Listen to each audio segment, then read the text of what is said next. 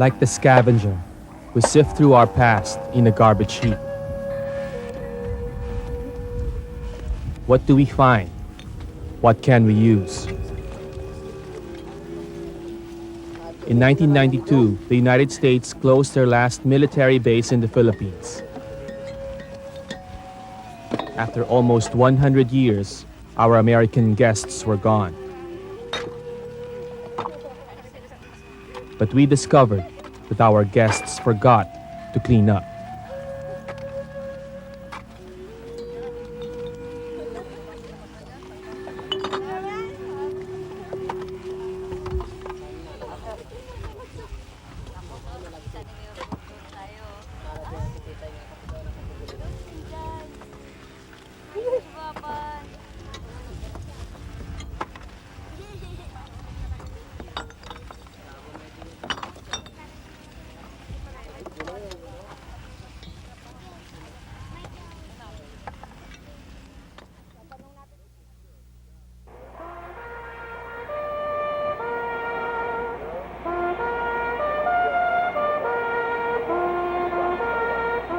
The decision was debated heatedly by Filipinos.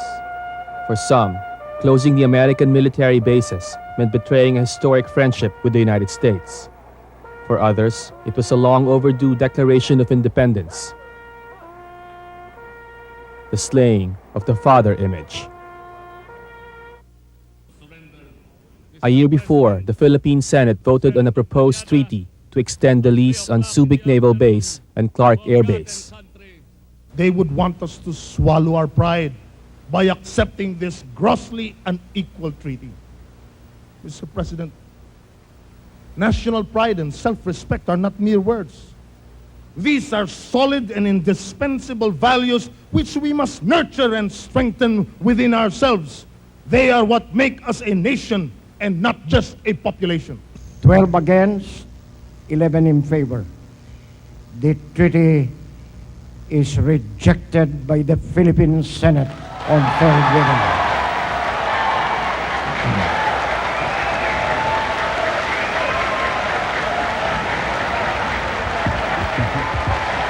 The bases had to go, and the Americans started packing.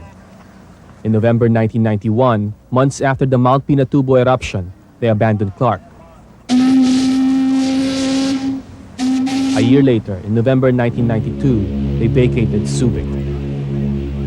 It was the end of an era, but on land and waterways that were once part of the U.S. military reservation, the United States left a lethal legacy. When U.S. troops abandoned Subic and Clark, they left behind land and facilities tainted by decades of hazardous waste dumping. It is a toxic trail of poisonous chemicals, industrial waste, and unexploded bombs and munitions. The trail extended from industrial buildings to rivers and small creeks around the bases to vast tracts of land used as bombing ranges. The full extent of environmental damage is unknown, but our investigation and a documented history of environmental neglect showed that the U.S. military turned areas on and around Subic and Clark into a minefield of hazardous waste.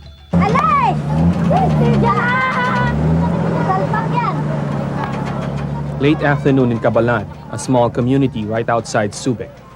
These Filipinos have just spent the whole day collecting garbage at the Subic landfill, deep inside the U.S. Naval Base. From the landfill, families and individual scavengers gather at this junkyard, where they unload and sort the day's work.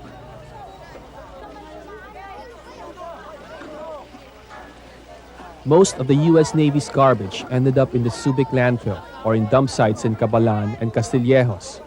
In these and other nearby communities, scavenging is a major means of earning a living, and the U.S. base, a major source of garbage.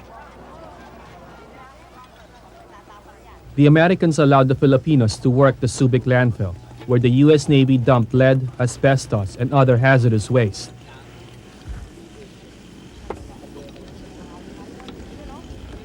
The U.S. General Accounting Office sent investigators to Subic Base. Those things were basically put into the landfill, and there was a potential problem, and it was also in a floodplain. So but the problem was, after there was a flood, would that stuff then go into Subic Bay? The hazardous waste also ended up in the hands of the scavengers. In Cabalan, these scavengers said they frequently handled asbestos, a highly toxic insulating material now banned in the United States. Nagtatali naman kami rito. Gagasmas kami yung damit namin. Tinatakpan namin yung bunganga namin. Hindi naman nila sinasabing masama sa kalusugan yung puta ng asbestos. Ito na lang huli nila sinabi, ano? Oo. Nababasa-basa na lang namin, tsaka nung huli na, sinasabi na masama sa kalusugan niya. I've observed one of the scavengers situations, and that's household waste. But at the junkyard, not all the items we saw were household waste.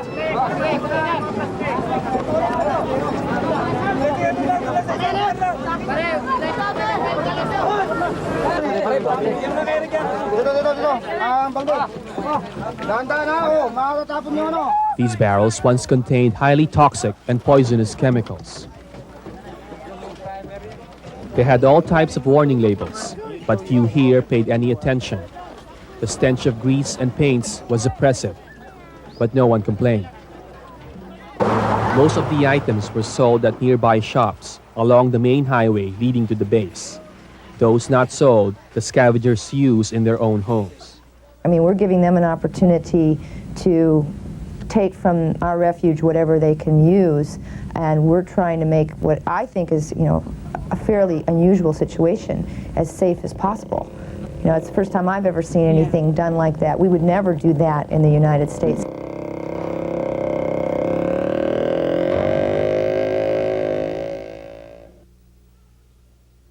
The United States military is the worst polluting agency in the United States.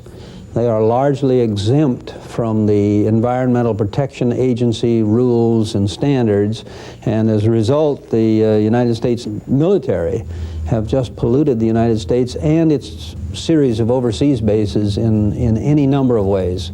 In the United States alone, as of 1992, the U.S. Department of Defense had named more than 17,000 potentially contaminated sites at more than 1,800 bases.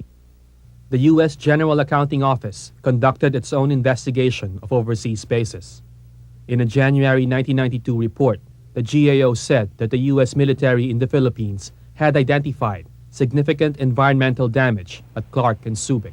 The General Accounting Office is the investigative arm of the U.S. Congress and is often critical of other U.S. government agencies. But the U.S. Embassy in Manila denied its own government's findings. The embassy spokesman refused to speak to us on camera or to be photographed. He only agreed to a taped interview. All they're doing is reporting hearsay evidence. We know what our standards are. We know what our actions are. We are fully in keeping with the requirements laid down by the U.S. government. But we found something different at Clark Air Base. In the Clark supply yard, we found more than 300 barrels of used and unused chemicals. They'd been sitting here for months. Many were covered with rust and ash. Some were falling apart.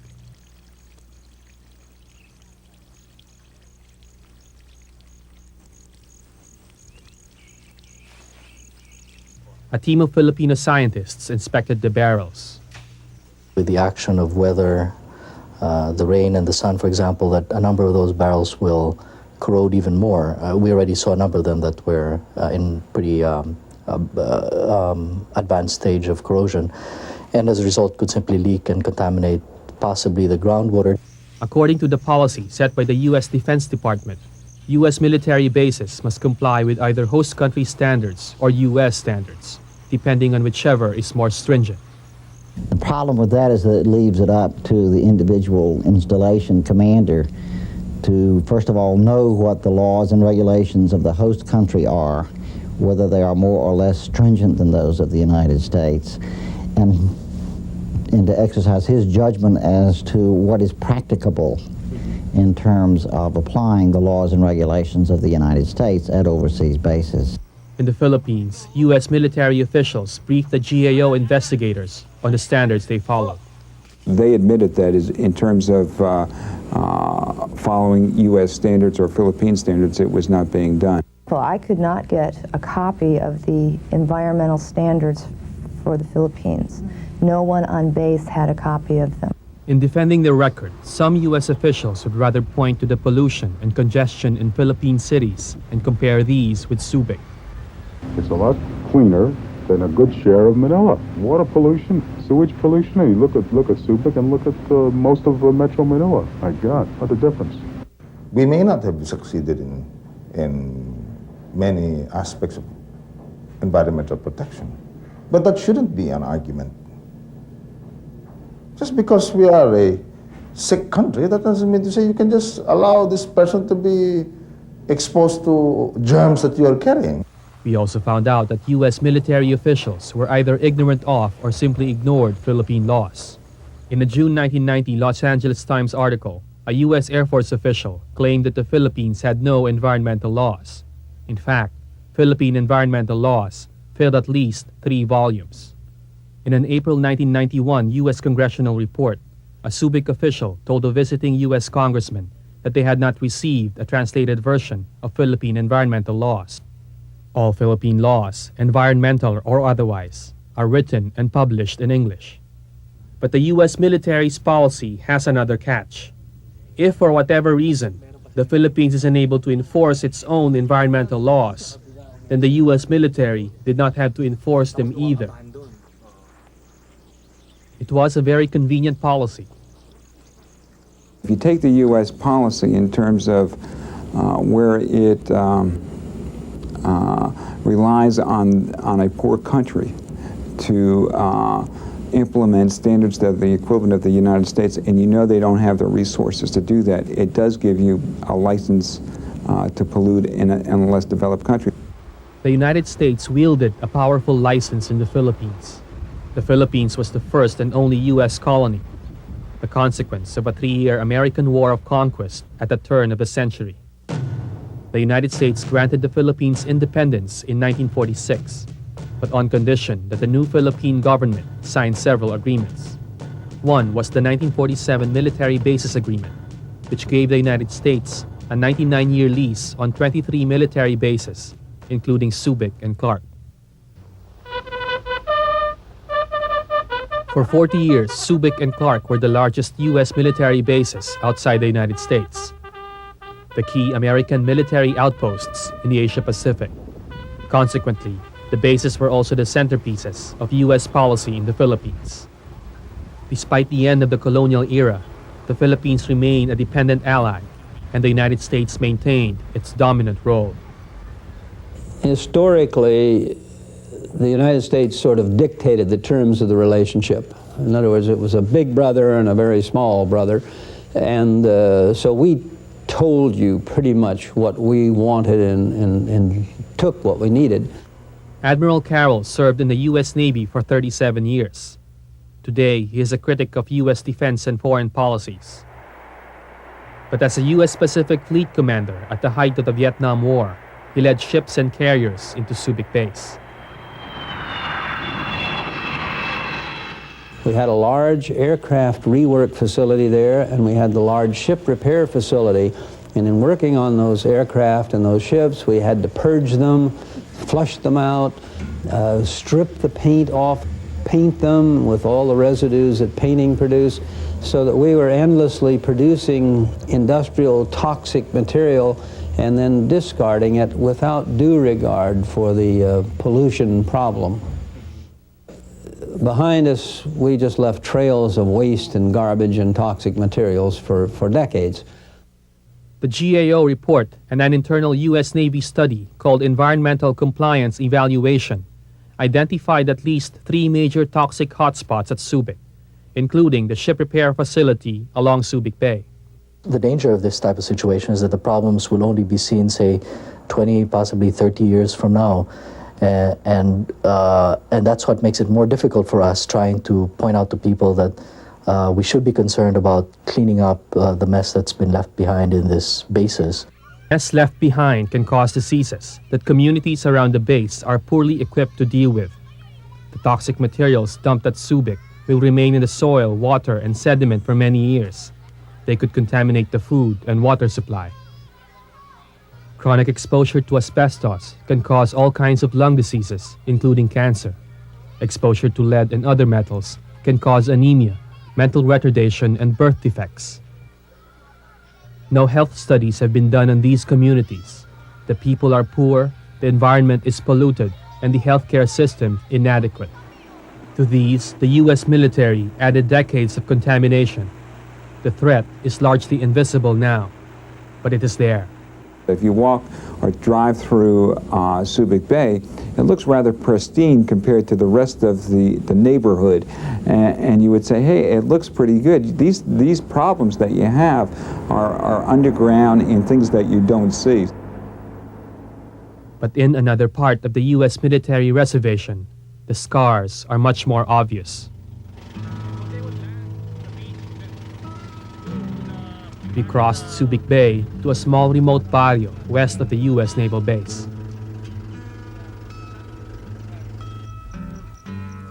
To the people who live here, this place is called Kinabuksan.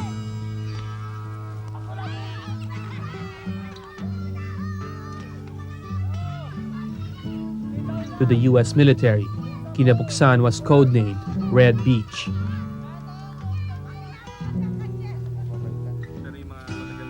The barrio chairman, his wife, and their children have lived here for 17 years. During those years, their barrio was the site of regular military exercises. Kung minsan mag-target dito, aabot ng 2 linggo, 1 linggo, bago uwi. Mamaya may papalit na naman. In this barrio of around 800 people, the damage was caused not by barrels of toxic chemicals or industrial waste.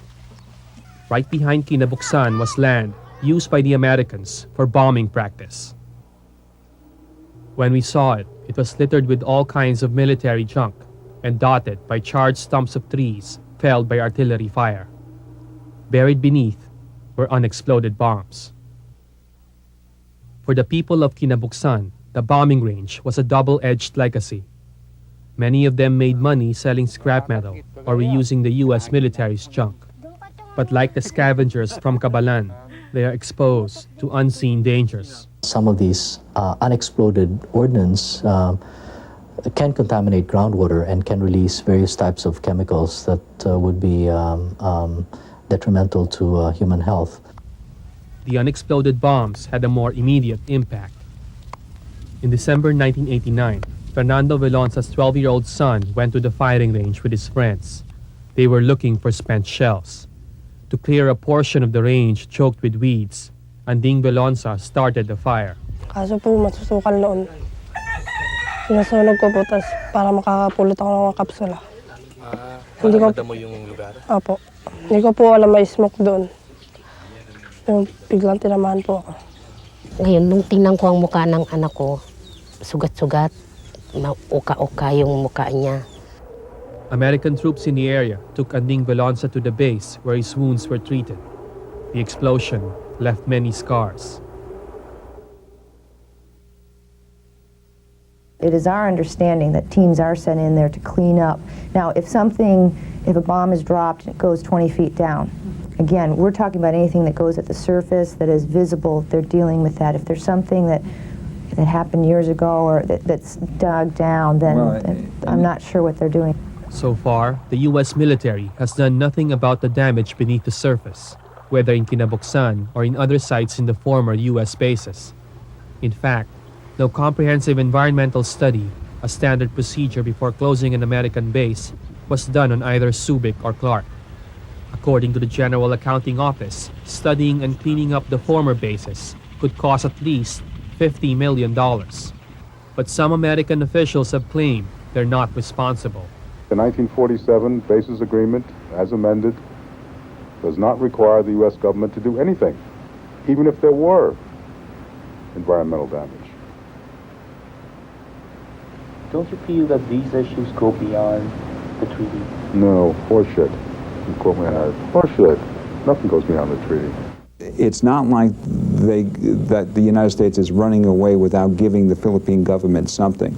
They are in fact giving them some very, very valuable property and very valuable facilities. The damages that occurred at those bases would not equal the investment that the United States made. But in places like Kinabuksan, this investment had a high price. 5 months after Anding Velonsa's accident, his younger brother Dante and other children went to the firing range to collect shells. Nung maga, nagpunta siya sa tindahan, nagpakilo ng aluminium. Sabi ko, umuwi ka na anak ko para magkape ka na at huwag ka nakakong pupunta sa bukid. Opo inay, nakita ko ang anak kong umuwi. Hindi ko na alam na nagbalik pa pala. Nakita ko sila kung anong ginagawa nila. Sabi ko, ano yung binabaklas yung yan? Aluminium. Ngayon, tinatanong nila sa akin kung paano pagbaklas niya. Kako may laman pa yan eh. Huwag yung muna kakong babaklasin yan dahil puputok pa yan. Sabi ng ganun, wala na yan, uso na lang yan. Dahil ano na nga yun eh, sabog-sabog na yung katawan ng bala. Tamang-tamang nakalakad ako ng 5 hakaw, pumutok na.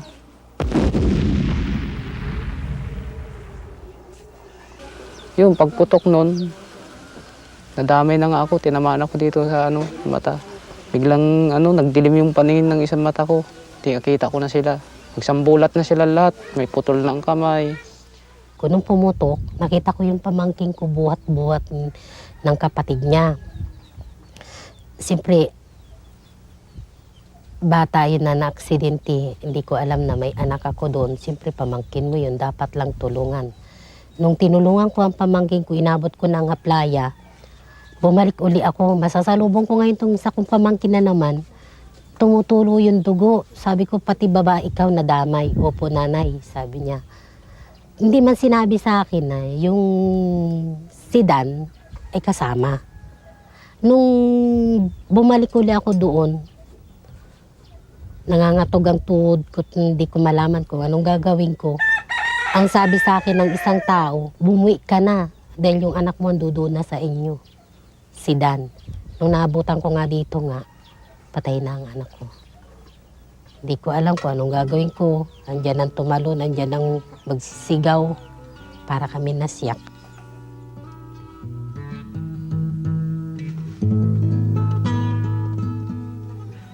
Mula nung ganun, namatay. Nang magawa. Talagang ganyan ang swerte siguro yung anak namin. Ay, alangan naman na gumanti kayo, ay puro armado, ay kami hindi.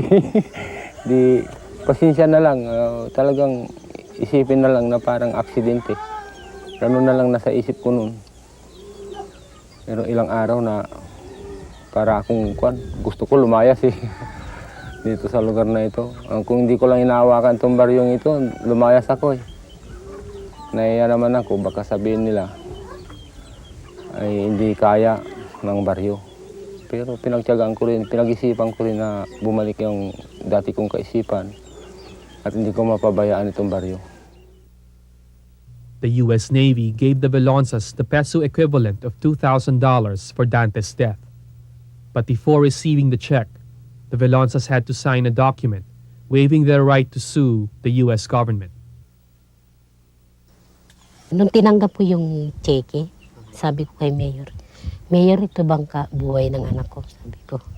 Sabi ni Mayor, wala na tayong magagawa. Sabi niya, ngayon, ang mapapayo ko lang sa'yo, ilagay mo yan sa mabuting paraan para naalala mo ang anak mo.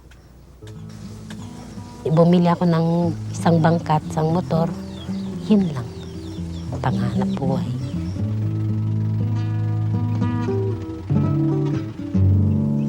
Sabi nila, sakop namin ito.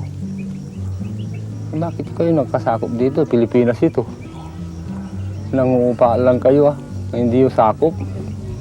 Nangungupahan kayo. Kagaya yun, mga para kayong nangungupa sa bahay.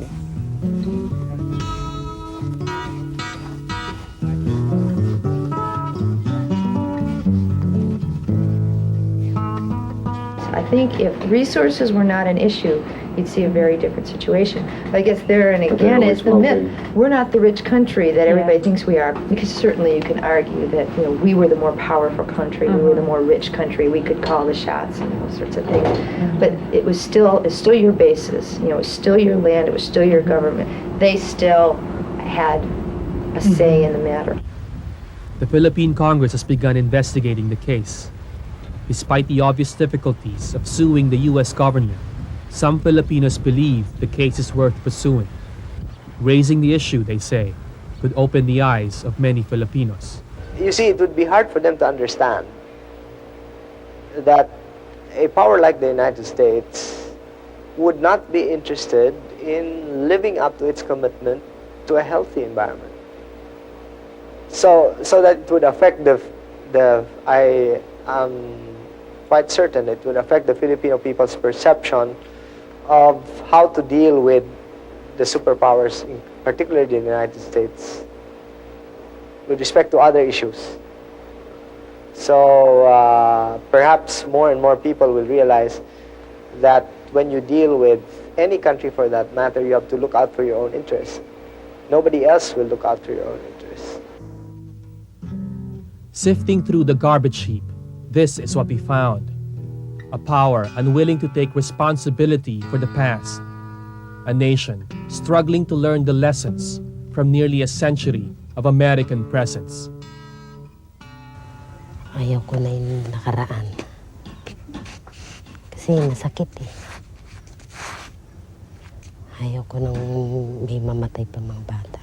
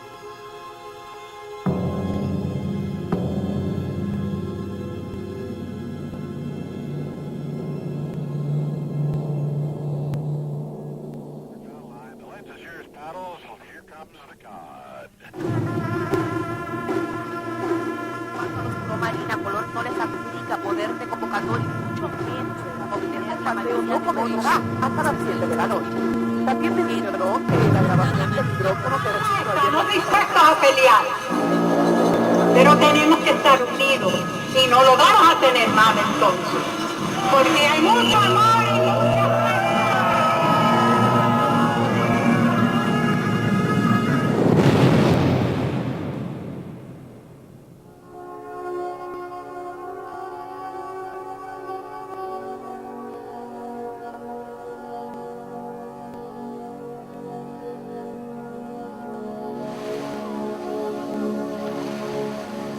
I came to Vieques and I started to feel the struggle of the people of Vieques and how they were suffering here of cancer.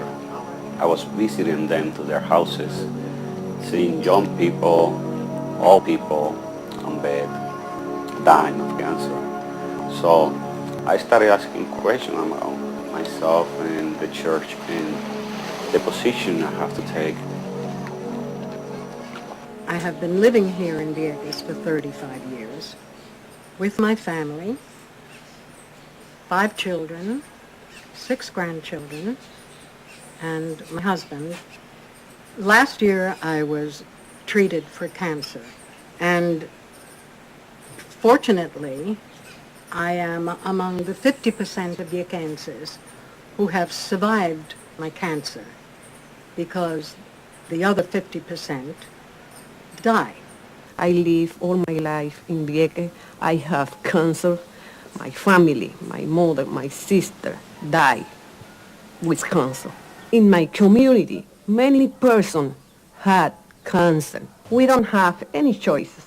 The only choice we have is getting sick and die.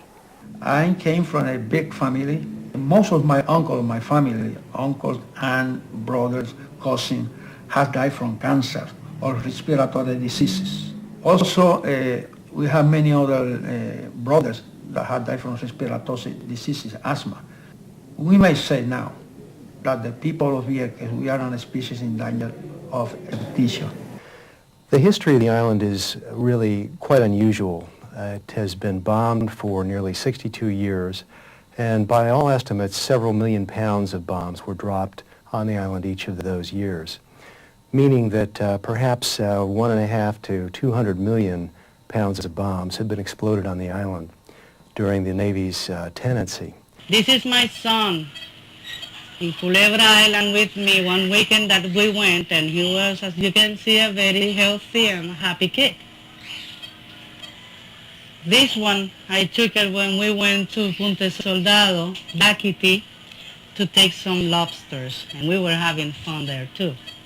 My son was a very bright boy, all honors, high honors. He even helped kids at school with their assignments. He even gave classes at school.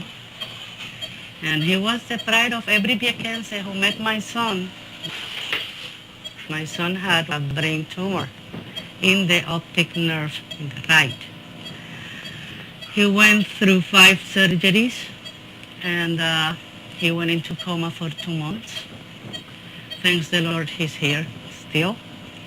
They found out that he lost memory, he lost eyesight, he's got diabetes insipidus, he's got epilepsy, and if I tell you, you'll get tired of me telling you how many sick he's got, more conditions. The components of ordnance that was exploded on the island include lead, mercury, arsenic, aluminum, cadmium, chromium. Depleted uranium was also released on the island, in addition to a variety of chemical weapons, including napalm. Agent Orange, which is a combination of 2,4,5-T and 2,4-D herbicides that were heavily used in the Vietnam War, were also used on the island. This is a very complex mixture of highly toxic substances. They are persistent and they do bioaccumulate. Being a nurse, I witnessed many cases of cancer here in Vieques, but never thought that I was happening in my family. I lost my daughter with cancer. I work in the radio, and after I work in the radio, I began to feel a rush in my chest, and then a rush in my leg, and right now I am feeling some headache, migraine headache. The majority of the females in our family either has to have a hysterectomy at the age, starting from the age of 24 years old. That's not normal. I live all my life in Vieques. I have a child, and he's very contaminated with heavy metals. My son is born with an extra digit in his right hand, and it was operated because we want to have a normal boy. And he born with an extra nipple too, and he have problem with the heart. We watched this little child develop one tumor after another. Our child died. Heavy metals do not belong in the human body. They are poison, and this poison came to us from the military practices. These chemicals pose a threat of a variety of illnesses, including cancer, asthma, hypertension, diabetes, as well as more subtle adverse effects to the central nervous system.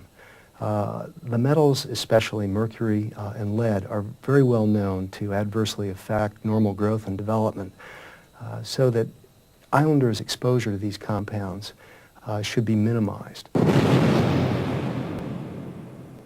I worked for Vieques Navy Range during 17 years in very hard conditions. I have problem in my liver, I have problem in my kidney, I have problem in my skin, I might have problem in my hair scarf, you know. I have problem in my eyes, chronic insomnia, I cannot sleep, nervous problem, The Navy people, they have their own protection, but not for us.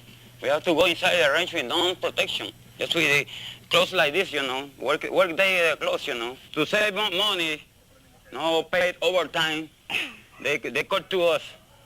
After they bomb the aircraft pass, and we have to brief all that. Many times we have to come in the back of the truck, you know, in the bed, and we have to smell. We have to breathe all that dust, you know, by powder, dust, smoke, tire smoke, sometimes diesel smoke, everything. You know, we see no protection. As an American, I'm a little embarrassed by what has been going on. And as a combat veteran of several campaigns, I am really angry about what we have been doing to the people of Vieques. I can attest to you that what the Navy has done there for the last 62 years, we would not have tolerated that anywhere in the mainland. I was been coming here since 1974 or something like that. And now I developed a rare form of cancer that I kept going to the doctors here. That my teeth were bleeding a little bit on the bottom. And the doctors told me that there was a dentist that I should see. I went back and forth like that for about a year. So finally the dentist sent me to a specialist in Puerto Rico. He told me I should get a CAT scan. He looked at it and he said, "You have no chin." He said that the chin had been eaten up. These people are killing these people here in Vieques with their arrogance, with their bombs, with their contamination, with all their attitudes toward the people of Vieques. This population was exposed to these chemicals without their knowledge and without their consent. And the degree of threat that this poses to them is very dependent upon their access to information. And I don't think it's fair for what the U.S. government has done for us. We are not guinea pigs. We are Puerto Rican, we are people that we suffer as you are. We are the same, only different races, but we are humans. You guys have done a lot of harm to us, and we never asked for it. We gave you our land, and what you did was take advantage of us. I'm not saying that all Americans are the same, but the government should let people know what they are doing to us. What we've got now is a situation where we ought to be ashamed of ourselves. We got a situation in where people are hurting and they need our assistance. We just sent out $30 billion to the administration on the war on Iraq. Of that $30 billion, $2 billion is going to be expended for health care for Iraqis. But at the same time, the Navy is not willing to give 1 cent to the people in Vieques. And so that's not right. We asking for help for my family, you know. I don't need help for me. I need help for my family. The people of Vieques need compensation for the years of suffering and the illness this has all produced. We need alternatives. We need options. We cannot be subjected any longer to this domination of a system which is ignoring our problems. Shame on us when we got a report that has documented the contamination, the environmental degradation of this island. I will not rest, and I will use the power of my office. We need to right a wrong. Contact your congressmen, contact your senators, and contact the administration. And most important, make sure we hold that Navy accountable, because they have a responsibility. For them to react as arrogantly as they did is not appropriate, because these are U.S. citizens. These are people that have served our country in a very honorable way. The Navy has now stopped the bombing, but the illness is here, the contamination is here, and something has got to be done about this quickly.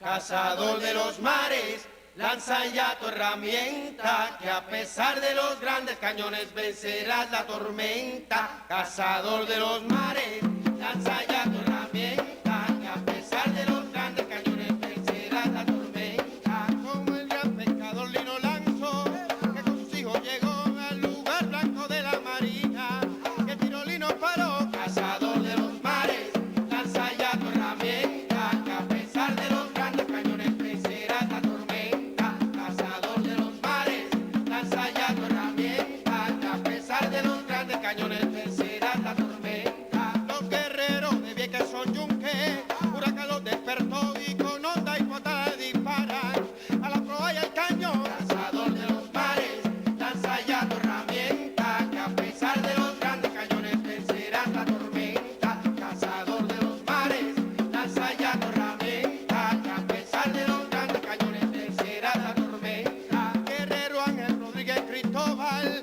que su sangre derramó en la mazmorra de Yanquisida, de que nunca olvidó. Cazador de los mares, lanza ya tu herramienta, que a pesar de los grandes cañones vencerás la tormenta. Cazador de los mares, lanza ya tu herramienta, que a pesar de los grandes cañones vencerás la tormenta. De Punta Arenas a la Salina, un solo Vieques será y una sola mancha de sardina.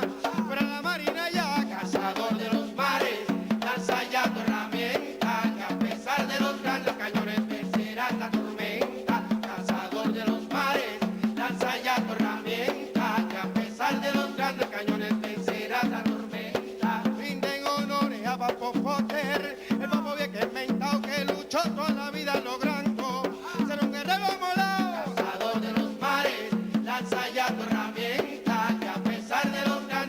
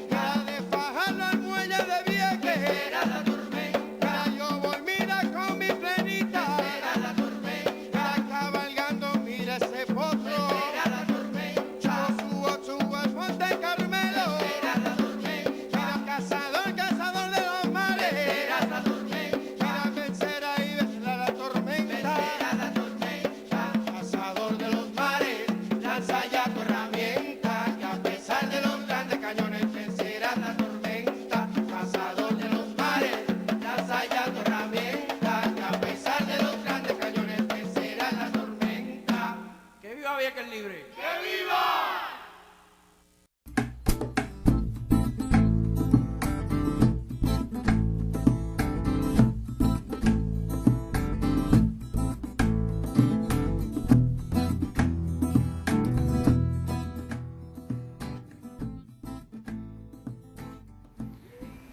In the 1960s, the United States conducted secret biological and chemical weapons tests in the Hawaiian Islands.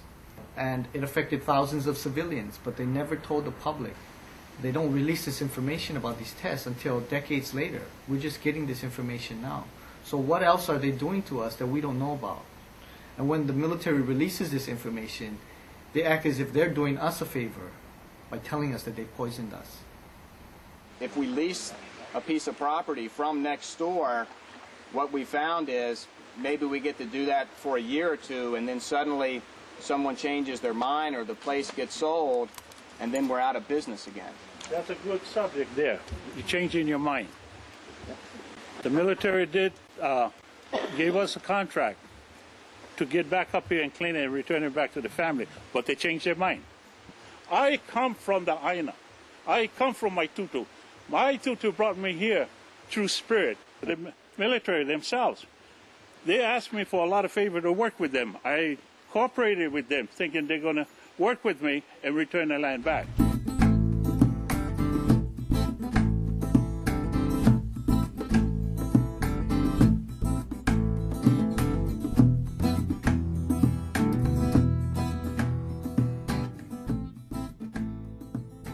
You said to this group here that the plans for the fence could possibly go up in fiscal 04.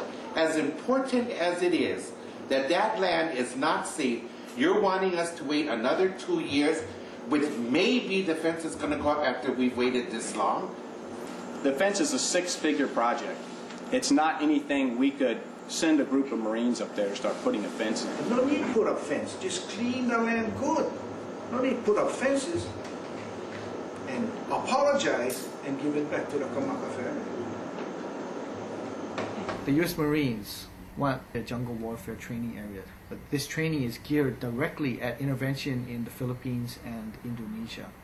The Filipino people expelled the U.S. bases 10 years ago, but this is a way for the military to get back in there.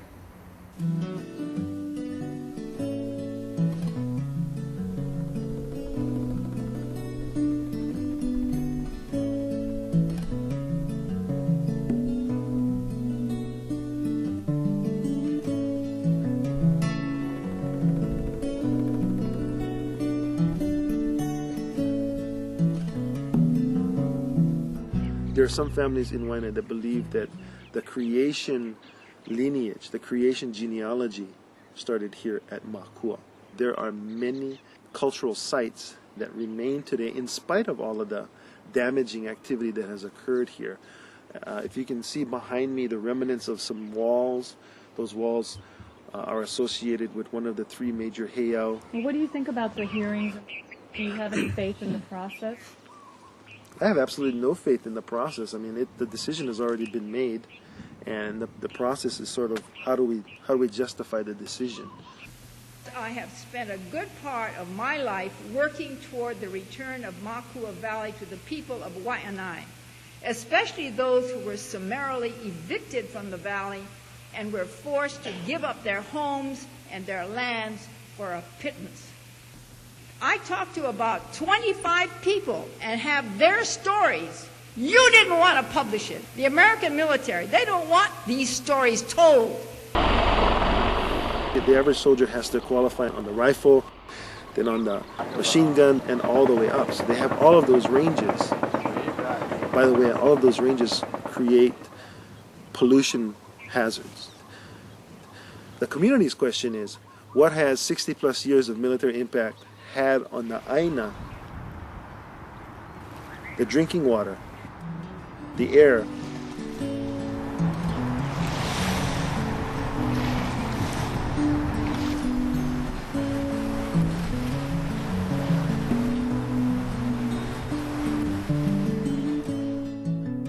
Hawaii experienced its first occupation with the United States on January 16, 1893. Since that time, Hawaii went through a second occupation, and that occurred in 1898 as a result of the Spanish-American War. From 1900 until now, you have a rapid buildup of Hawaii. While it is illegally occupied, the militarization of it is at a very large scale. The military controls approximately 200,000 acres of land in Hawaii. We're one of the most militarized places on the planet. If you look at Oahu Island, the most populated island, they control nearly a quarter of the land here. And they want to acquire even more land with this latest expansion proposal. Under the Army's proposed Striker Brigade, they would seize land in the Honouliuli area, maybe possibly up to a couple thousand acres. Some of this encroaches upon the nature preserve where there are dozens of endangered species.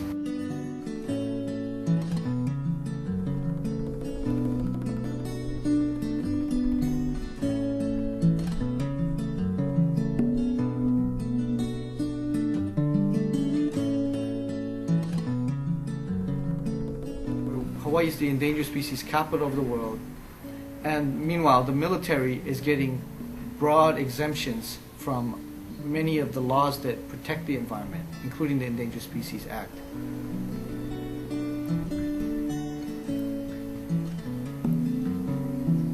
On Hawaii Island, the military controls about 109,000 acres at Pohakuloa.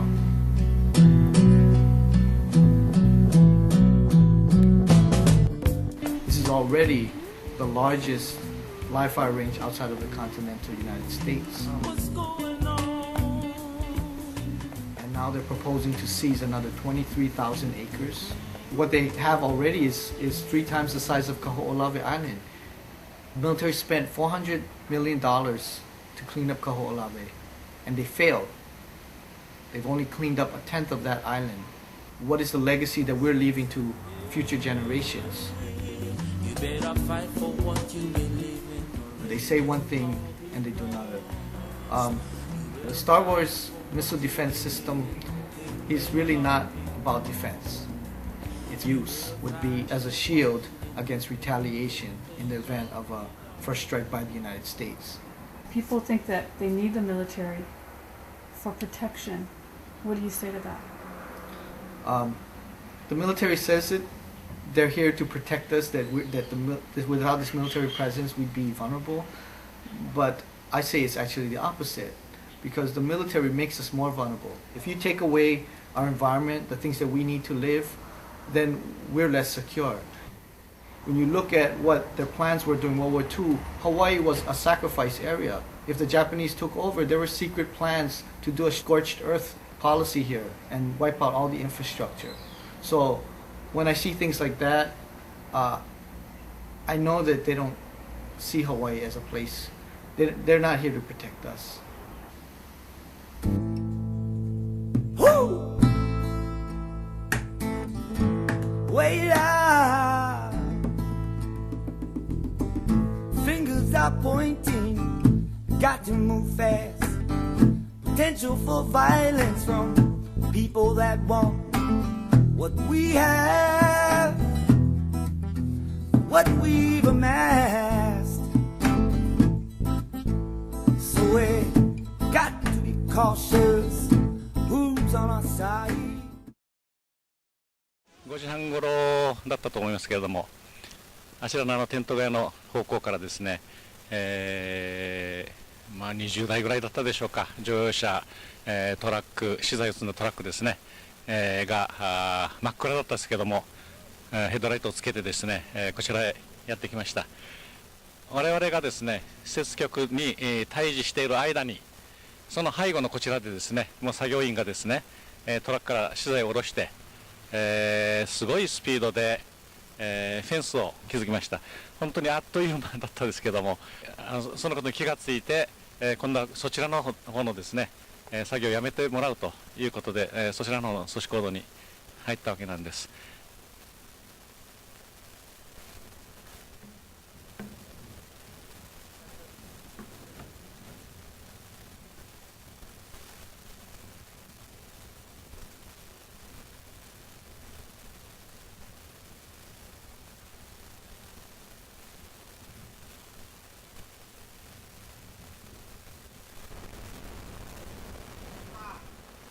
力とですね、戦いによってこれをぜひ成功させていきたい。今ブッシュがイラクにおいてですね、あのような暴力的な一国暴力主義を提起してますが、やっぱりそれにも対峙していくのが道徳的にも人間的にもですね、お互いの心が結び合ってそれを戦い抜いていくということです。でここの問題は一つは平和の問題でもあります。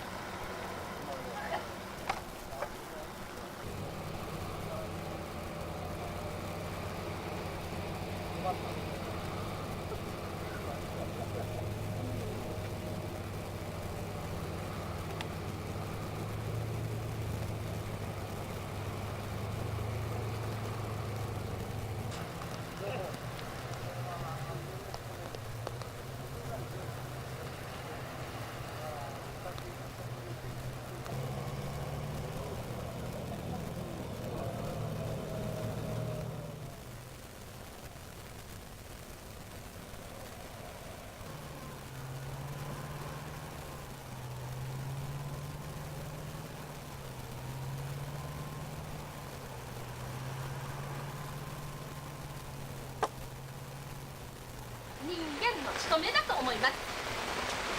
先ほど話にありましたウランを落として結果ウラン、それで発見。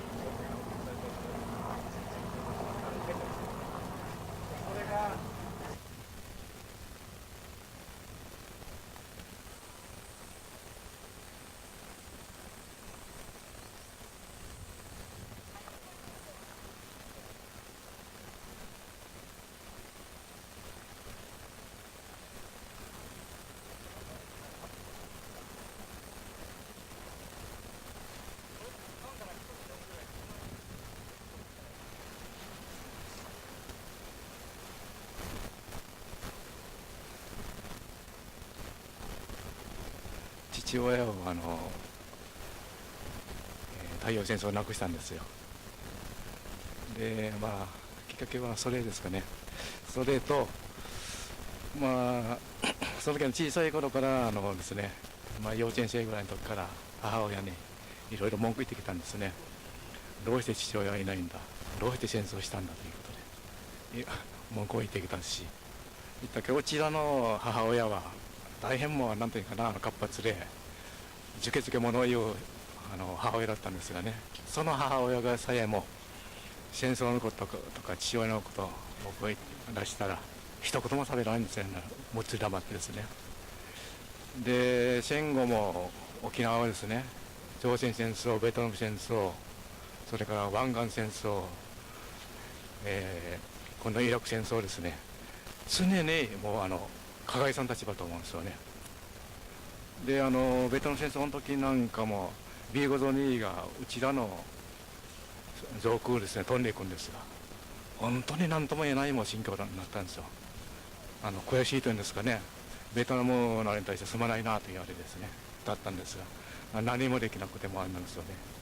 で今度のイラクの戦争にしてもうこっちから3000人も海兵隊が行ったことらしいですよね。それも本当にもうすまないな、もううちは罪人だなと思ってですね、一つの両親にそうと万分の一年も両親に沿った生き方というんですかね、そういうのあれで、こういう基地反対のあれに今そういう組に参加してるんですよ。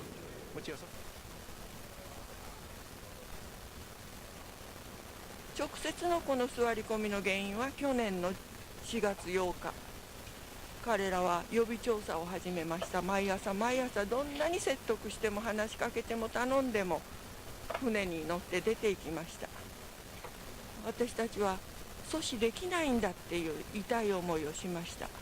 その後毎週集まって相談をして、今度本調査が始まるとしたら何ができるだろうかって、その中で考えてきて今度の4月19日がありました。100日阻止できてるわけですよね。生活はもう捨てています。捨てているっていうか、これがもう生活です。私が生きている値打ちっていうのはここで阻止するっていうことだと思ってます。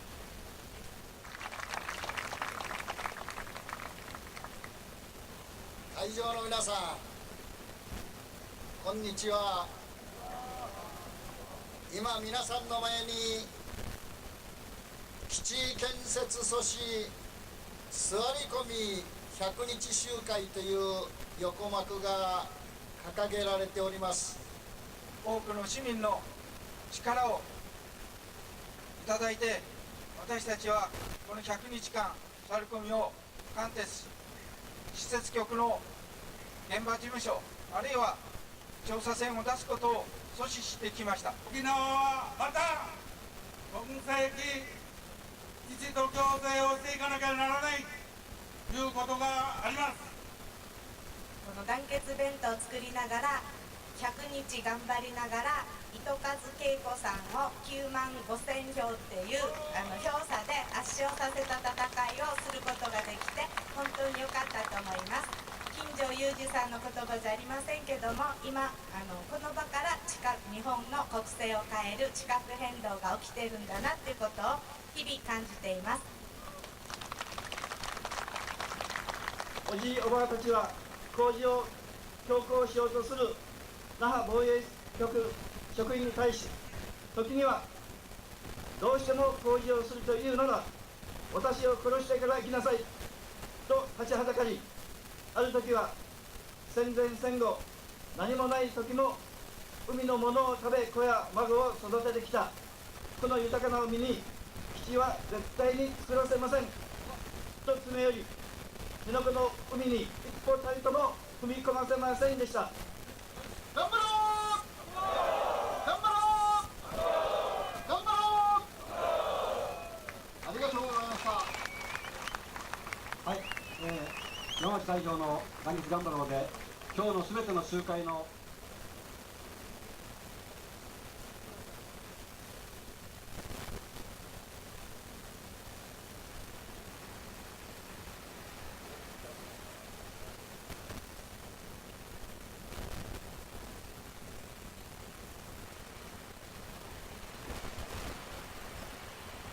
なんかランチャーみたいなの持っとんの。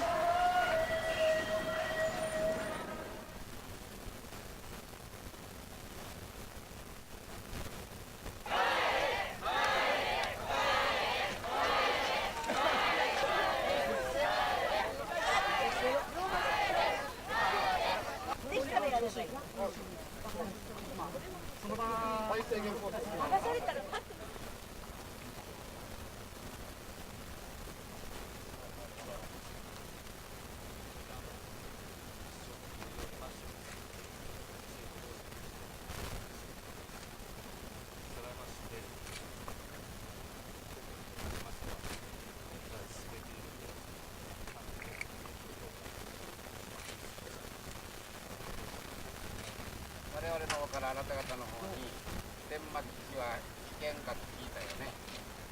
でその時の扇屋さんはそうは思わないって言ったよね。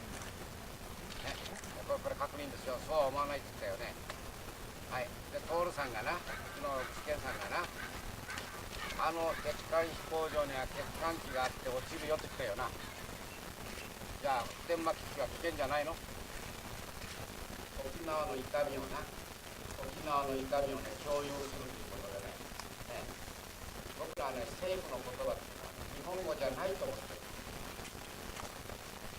沖縄の痛みを分かち合うということでね、沖縄にさらに危機を押し付けてきた。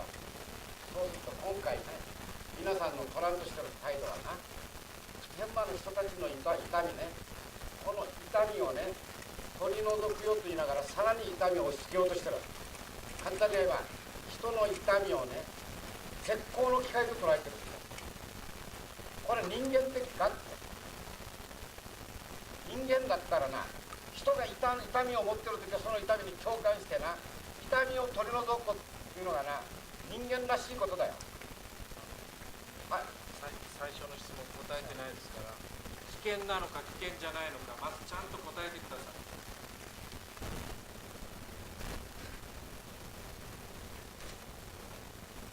あんた答えるまでみんな待ちますよ、1時間で。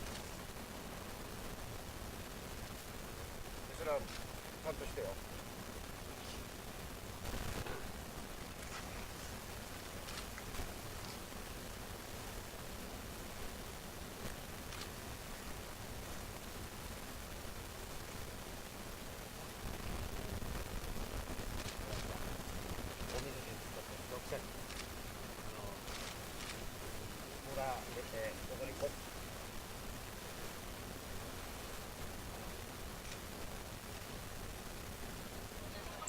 作らしましょう。辺野古には大変ですよ。辺野古も海で、あそこも海でしょ。最後に本土に帰った方がいいですよ。本土に帰ってください。辺野古の作らしませんよ。海の中に入ってても止めますよ。私90になりますけどね。頑張ります。100までは頑張ります。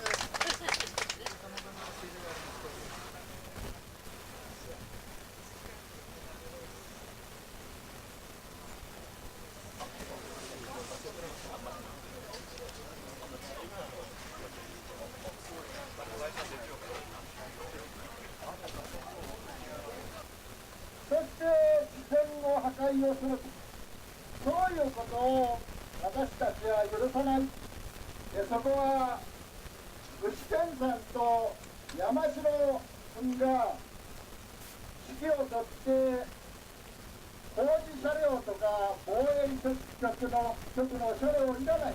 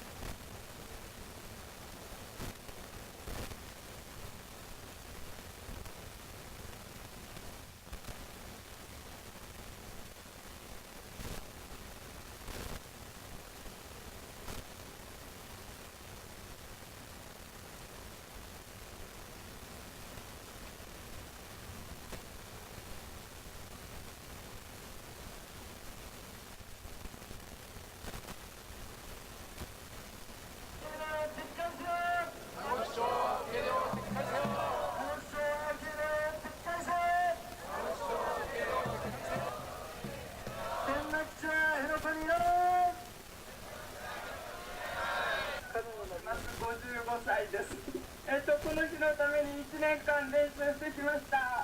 で今日はちょっと他の方より一歩先に戻ったんですけれども、本当に多くの方々陸と海の両方の力で今日の戦いができたと思います。で防衛室企画が今日何したかということなんかは詳しくは分かってないんですけども、それでも私たちは絶対勝ったと思います。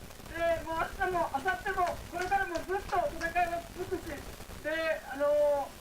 基地局よ沖縄をなめるな、日本政府よ沖縄をなめるな、沖縄の怒りはこれからもっともっと大きく爆発するぞ。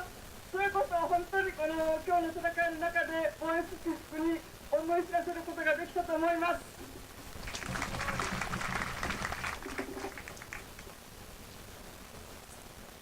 近所有事さん、おじいば止めれませんでした。すいませんでした。本当に一生懸命やったんですが止められませんでした。でもやめません。絶対にやめません。おじいおばあがどんな思いでここに座り続けたか、僕はほんの少しだけど知ってます。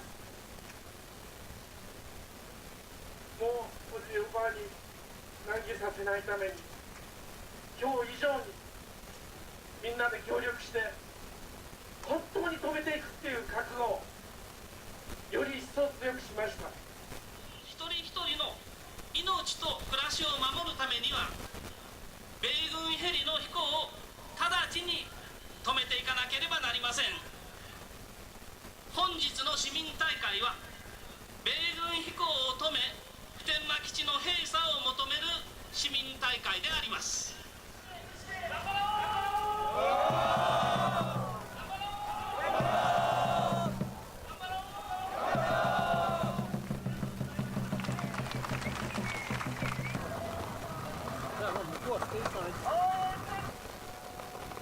作業を止めてください。ここは軍事基地を作る手伝いをやめてください。作業やめなさい。国を守る。人たちに抗議をするな。おい、暴力やめろ。ふざけるな。おいおい、暴力。おい、暴力やめろ。中村。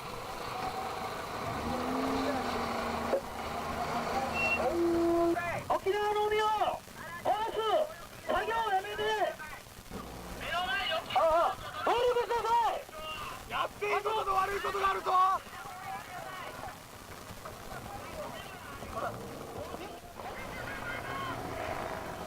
防衛しましょう。海を守るために共に頑張りましょう。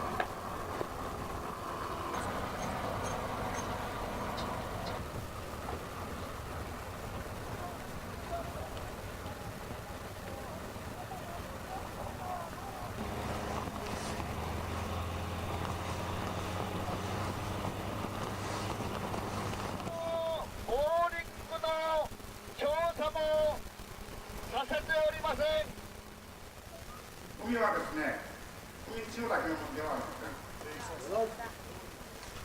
皆さんの海でもあります。で、漁業区内に、漁業権というのがありまして、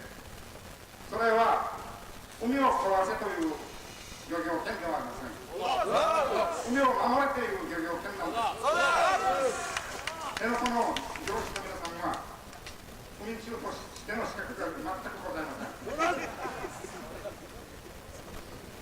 登録は本当に条例をしてお礼させていただきます。ありがとうございました。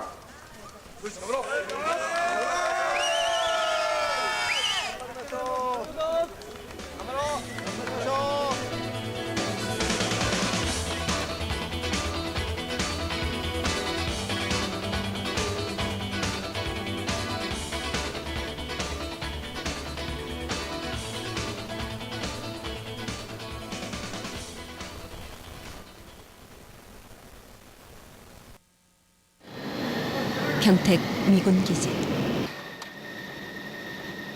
이곳은 미 공군 비행대대를 비롯하여 아파치 헬기부대와 항공기동연대 그리고 기갑연대가 모여 있으며 패트리어트 미사일기지, 레이더기지, 도감청부대, 화학부대 등 태평양 최강의 전투력을 자랑하고 있다. 거의 매일 진행되는 실전 훈련은 평택 미군기지에서 출발하여 매향리로 날아들었다.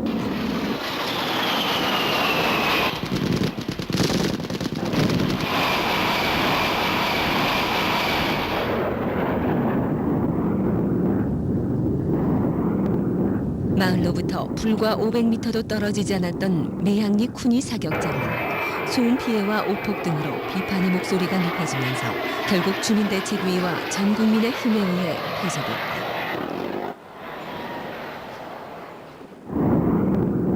그러나 평택 미군기지는 전투 비행기와 수송 헬기 그리고 첩보기가 매일 날아다니며 여전히 지역 주민의 삶의 터전을 위협하고 있으며 미국의 해외 주둔 미군 재배치 계획 GPR에 의해 기지 확장이 예정되면서 삶의 터전을 송두리째 빼앗길 위기에 놓여 있다.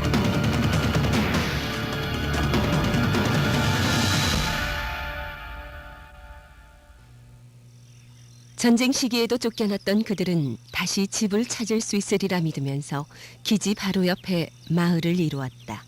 이런 사회는 일사부터 난 거 아니야 그때. 그때 이 사람들이 이제 미군들이 와서 그냥 막 확장시킨 거 그때. 또 집이 뜯을 때가 되니까는 나가라고 그래서 안 나가니까 도자루다가 말이요. 그걸 그냥 큰 도자루 하나를 갖다가 그냥 뒷문에다 갖다 꽉 붙는 거요 그냥. 그 텐트 하나 얻어가지고 와서 텐트 하나. 그거 치고서 여가 사는데 말이야. 동지스 때려 얼마나 추워. 애는 있고 그냥 등잔불을 켜놓으면은 등잔불이 흔들려서 꺼져요. 그런 속에서 사는 거야. 겨우내 그냥. 우리 언니는 다른 사람들은 다 그냥 저겠지만 우리 언니는 자식을 둘을 그날로 나오면 급살로 지겠대요. 그러니 얼마나 기가 막히냐. 여기 복장이 부어가지고 들어가셨어. 부어가지고. 그거를 이기질 못해가지고 병원에 한 번 못 가고. 저기 검둥이들이 나와서 그 여자 젊은 사람만 보면은 한패를 부리려고 이렇게 칠해서 그냥 얼굴에다가 얼굴이랑 까만 칠해서 까만 칠해가지고 눈만 이렇게 내밀고. 집뿐만 아니라 논밭마저도 다 빼앗긴 그들은 바다를 메워 논을 개간하였다고 한다. 여기 들바닥도 저기 지금 집이 있는데 거가장 다 개펄 있어서 개꼬랑.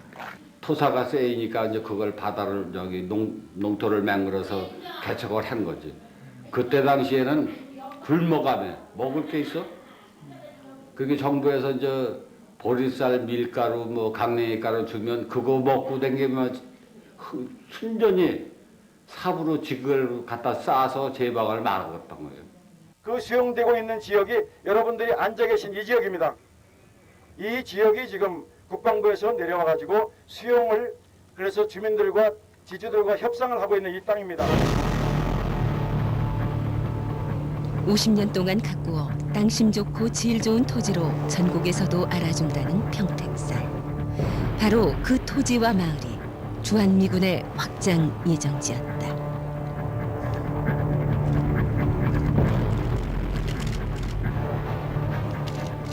평택 미군기지 확장은 2003년 미래 한미동맹 정책 구상회의에서 본격화됐다.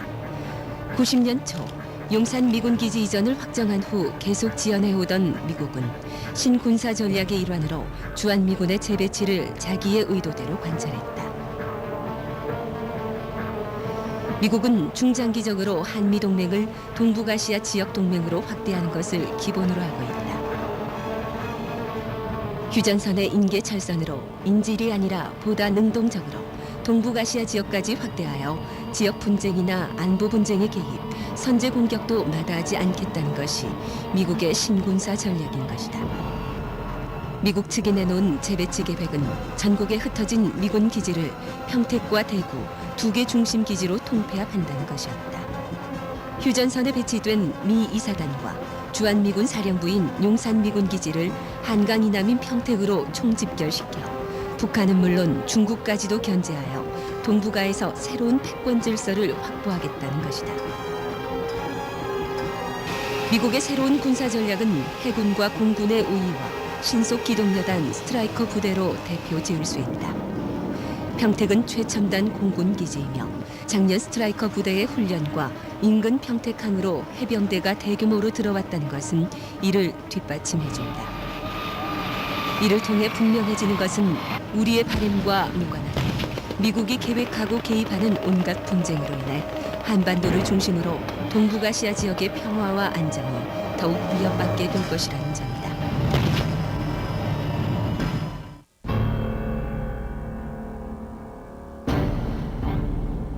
이보다 더욱 분노스러운 것은 주한미군의 재배치 계획이 한반도를 최전방 군사기지화로 내몰고 있음에도 그 이전 비용 전액을 우리가 부담해야 한다는 것이다.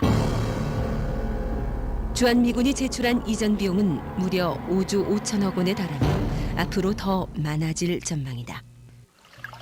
또한 현재의 평택미군 기지에서 나오는 오폐수는 토양과 수질을 악화시키고 있다. 내려서 이렇게 해서 이렇게 내려가지고 이로 내려와. 내려오면 이것도 여기다 퍼붓는 거라고 여기다가. 이렇게. 그렇게 해서 이제 끓여 먹는 겨. 철근이 많으니까 빨리 가서 이걸 먹어봐줘 한번. 야, 철분 내가 안 나라. 조만간 기준치 초과됐습니다. 주민들의 계속적인 항의에도 불구하고 미군 측은 장당 하수종말 처리장마저도 자신들이 비용의 일부를 분담하는 것조차 거절하였으니 기지가 확장된다면 환경오염은 더욱 심각해질 것이다. 뿐만 아니라 소음 피해, 고도 제한, 도시발전 저해 등 수많은 문제들이 도사리고 있다. 이렇게 이렇게 장애물을 논에 하나 떨어졌었잖아. 그래 그때 쇳덩어리 많은 거. 뭐냐? 쑥 파져갖고 거기 뭐 심었어요? 그전이 집을 개화집 해가지고서 그냥 흔들려서 그런지 왜 그런지 피한기하다 날 적에 그냥 그게 내려앉아가지고 새가지고. 미군이 들어온 지 60년 동안 미군 기지 주변 지역의 피해는 이루 말할 수가 없다. 또한 미군 범죄에 의한 피해는 수만 건에 달하며 범죄의 잔혹성은 민족의 자존심을 짓밟는 야만적 침략자의 본 모습이었다.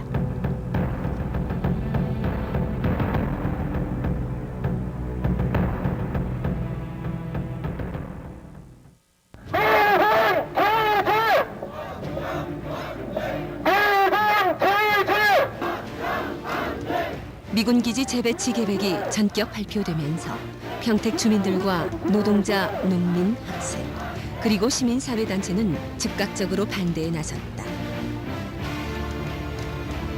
그리고 원치 않았지만 농민들은 투사가 되어가고 있다.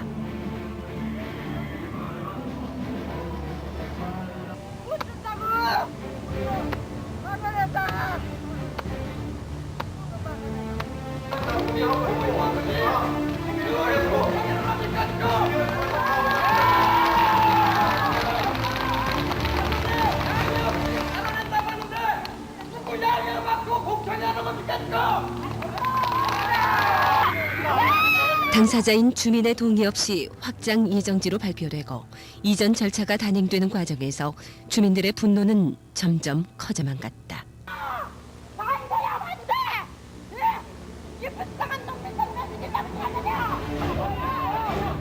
그러나 그들에게 돌아오는 것은 공권력에 의한 폭력뿐이었다.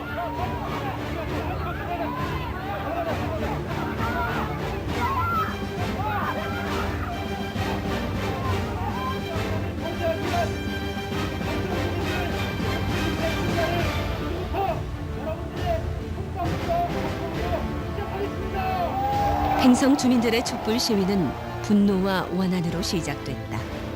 촛불 집회는 10일, 100일, 200일이 지나도록 사그라들지 않고 여전히 평택 주민들의 염원을 모아내고 있다.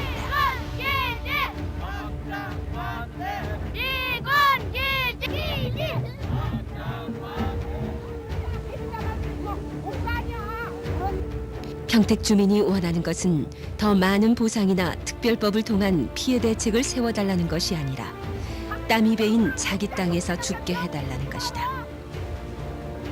매일 촛불 집회를 통해 주민들은 미군 기지 확장을 막아내는 것만이 자신들의 생존권을 지키는 것일 뿐 아니라 이 땅의 평화와 통일을 위한 것임을 깨닫고 있다.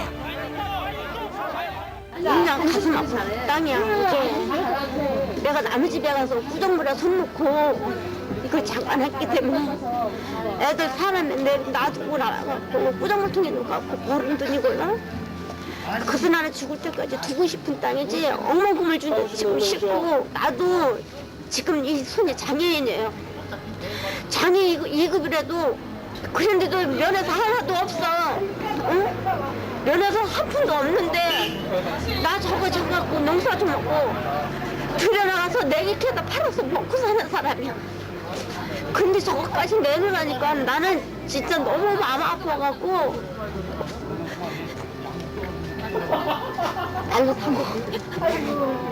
말로 다 못해.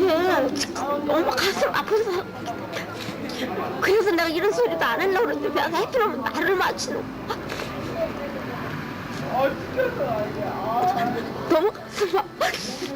애들도 가르치지도 못하고 내가 그거 하나 장만하겠다고 먹고 살겠다고 그거 구정물 통해서 남한테 들을 소리 못 들을 소리 들어가면 장만한 거예요.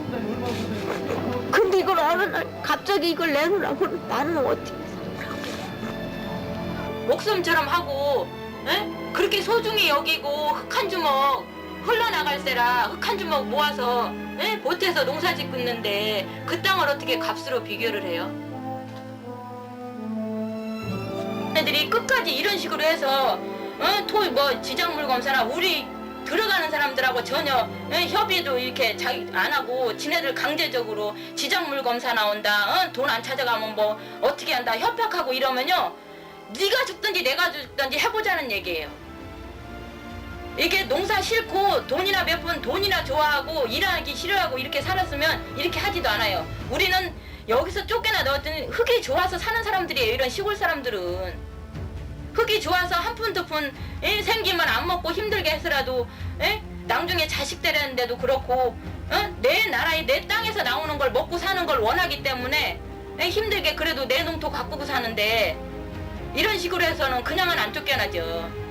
네가 죽든지 내가 죽든지 해보자는 거예요.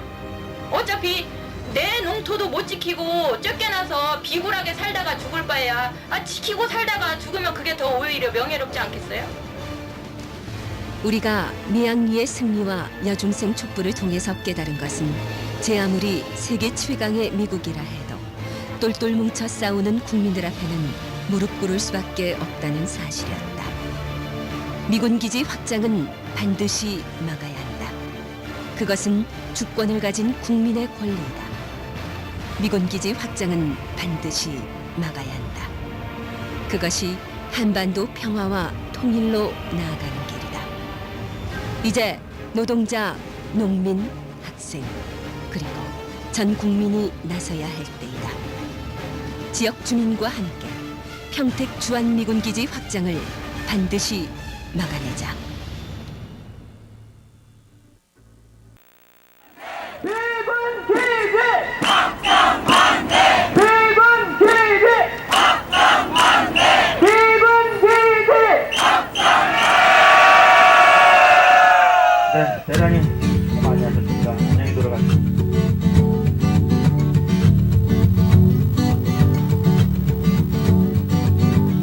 전쟁 같은 그대 일상 속 우리 저 평택 대학교 있는 데서 군청일직이 거기서 들어가고서 경찰서 앞에서 그날부터 되는 거지. 9월 1일 날부터.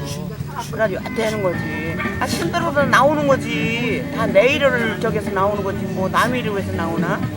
내일 모여서 나오는 거지. 우리가 막으려고. 열심히 우리가 싸워서 이겨야지. 열심히 승리를 해야지. 어떻게든지. 나는 승리만 할 때만 바라는 거예요. 아침 일찍 그댄 일어나야 해. 모든 사람에게 상냥해. 언제 1년 됐나 벌써 금방 지나간 것 같은긴 하지만 그냥 일할라네 농사질라네 이거 축구시키다 올라네 대모하러 나갈라네 뭐 힘은 보통 들어가 신경 쓰이고 마음도 불안하고 그냥 아직까지도 맨날 그렇죠. 우리는 여기서 죽어도 여기서 죽고 살아도 여기서 살고 할 거니까 한 발짝도 안 나갈 거예요. 찔긴 놈이 이긴다! 이긴다! 이긴다! 그대를 가둬놓은 높은 벽. 항상 그려 만나면 우리 여자까지 다 1년이 다 돼서 고생했으니까 좀 더 고생스럽더라도 참고 견뎌서 끝까지 싸워서 우리 이기자고 그러고 우리 이겨가지고 우리 그냥 우리 저기 애들 손 붙잡고 후세 아주 행복하게 잘 살 수 있더라고. 우리는 그렇게 약속을 해요. 맨날 만나면 앉아서는 우리는 그 얘기예요. 우리 끝까지 싸우자. 끝까지 싸워서 이겨서 우리도 웃음 먹고 살 그날까지 싸우자 그러지고. 싸울 수밖에 없잖아. 어디로 가서 지금 어디가 살아? 나이가 60, 70 되는 사람들이 가서 어디가 뭐 해먹고 살겠어? 여기서 살아야지. 행복한 노래를 그대는 기쁜 춤추는 끝까지 싸워서 이겨야지. 끝까지 싸워서 이겨야지. 나는 그걸 하나 원하는 건데 그게 원원이야. 내가 갈 힘이 있는 한에서는 내가 여긴 게 가는 거야 저녁이. 아이 그냥 나 며칠 전에 갔다가 또 너무 이게 너무 내가 힘이 들으면 또 하루 저녁이라도 못 가고 이러는데 내가 또 오늘 저녁에는 또 가야지. 그러니까 여기서 하는 동안은 내가 하여튼 내가 저기 하는 대로는 가 댕겨야지. 끝까지 나도 싸우고 정신도 싸우고 갔네. 이겨야지. 배낭 속에 칫솔과 치약 대충대충 짐을 부릴 수 있다면 그댄 성공할 거야. 모두 두려워하는 짜릿한 탈출에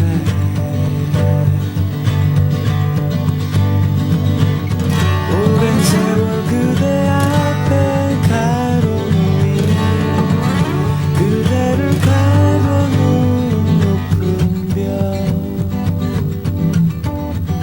그 벽을 넘는다면 그대는 행복한 노래하는 하루. 그대는 기쁜 춤추는 바다. 끝없이 펼쳐지는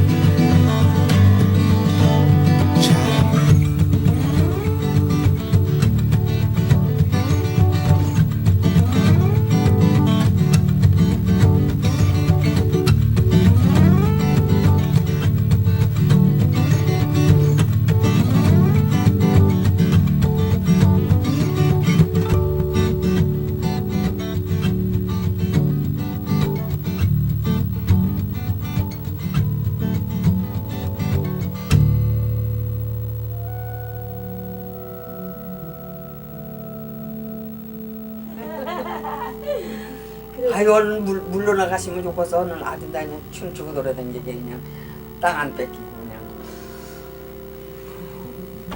그래야 내가 활기를 피고 다니는데 아주 걱정이요. 그래서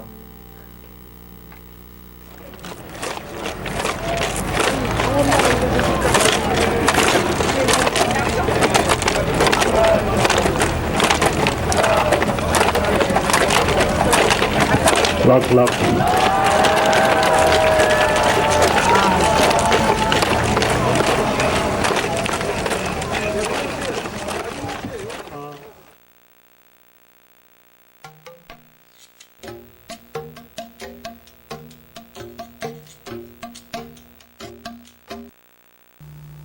2004년 9월 1일 우리는 한반도 전쟁 준비를 위한 전초 기지이자 주한미군의 영구적 주둔을 목적으로 하는 평택 미군기지 확장으로부터 고향 땅을 지켜내고 우리들의 자주권을 지켜나가고자 촛불을 들었다.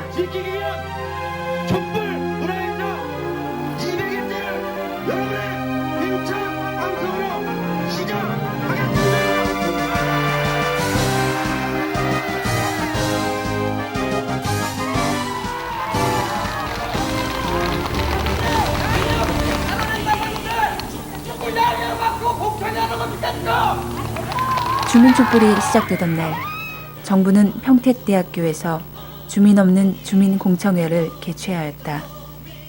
김지태 위원장을 비롯한 마을 주민들과 시민사회단체분들이 함께 이를 규탄하는 투쟁을 완강하게 전개하는 과정에서 불법적이고 폭력적인 연행이 자행되었다. 이러한 일방적 행태에 대한 분노의 촛불이 평택경찰서 앞에서 시작되었고 이 촛불은 생명과도 같은 우리의 땅을 끝까지 지켜나가겠다는 결의의 상징으로 시간이 지날수록 전국적으로 알려져 나가면서 평택 미군기지 확장 저지 범국민 대책위라는 136개 각계각층의 거대한 결속을 만들어내었다.